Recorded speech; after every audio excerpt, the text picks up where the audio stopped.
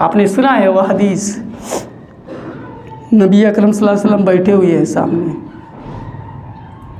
सहाबा मौजूद है, हजरत उमर पढ़ रहे हैं। जानते हैं क्या पढ़ रहे थे? आसमान की किताब थी। जैसे कुरान आसमान की किताब है ना, तौरात भी आसमानी किताब थी। अल्लाह के नबी के सामने पढ़ रहे हैं, ज़ोर ज़ोर से पढ़ रहे हैं ताकि अल्लाह के नबी सुने और मुझे कहे कि उमर तू अच्छा मुताले का मालिक है। कितना खुशी अल्लाह के नबी को होगी। तौरात के एक टुकड़े को ला करके, मूसा अलैहिस्सलाम पर जो किताब नाजिल हुई थी उसको ला करके पढ़ रहे हैं और जोर जोर से पढ़े। अल्लाह के नबी सल्लल्लाहु अलैहि वसल्लम सुनते सुनते सुनते नबी अकरम सल्लल्लाहु अलैहि वसल्लम के चेहरे का रंग बदल गया। हजरत अबू बकर ने नबी अकरम सल्लल्लाहु अलैहि वसल्लम के चेहरे को देखा और कहा, उमर कसम रब्बे काबा की, तुम्हें गुम करने वाली गुम कर दे, क्या तू नबी अकरम के चेहरे को नहीं देखता? जैसे ही मुड़ के देखा नबी के चेहरे को, रोने लगे। उस किताब के नुस्खे को ज़मीन पर डाल दी। कहा, अल्लाह के नबी, अल्लाह के नबी, मैंने आपको गुस्सा करने के लिए नहीं पढ़ा।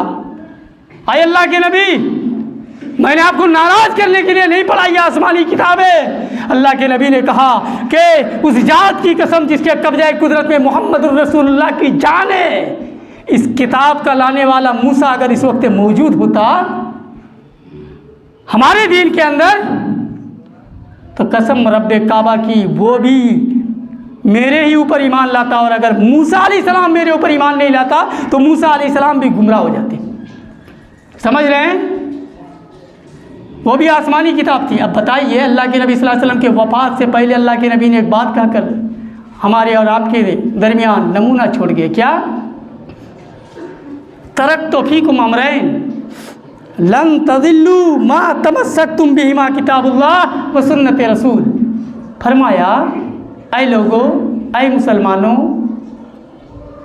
ऐ मेरे सहाबा के जमातों, मैं तुम्हारे दरमियान दो चीज़ें छोड़ के जा रहा हूँ। दो चीज़ें, गुमराह नहीं होगे, जलील नहीं हो सकते। तरक्तु फीकुम अमरैन ला तज़िल्लू मा तमस्सकतुम बिहिमा किताबुल्लाह व सुन्नत रसूल। वो दो चीज़ें क्या है?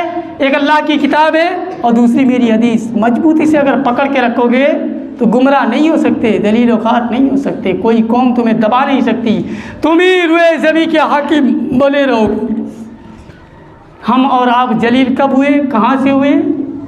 जैसे जैसे हमने और आपने कुरान की मजबूती को अपने हाथ से नरम कर दिया। हम कुरान के ऊपर भी कुछ अमल करते हैं और कुछ दुनियावी रवैये के ऊपर भी अमल करते हैं। वक्त जवाब दे रहा है दुनियावी रवैये के ऊपर। हमें और आपको एहसास नहीं है कि हम शिर्क कर रहे हैं कि नहीं, बिदअत कर रहे हैं कि नहीं, लेकिन 40% बिदअत के अंदर हम भी और आप भी मुब्तला हैं।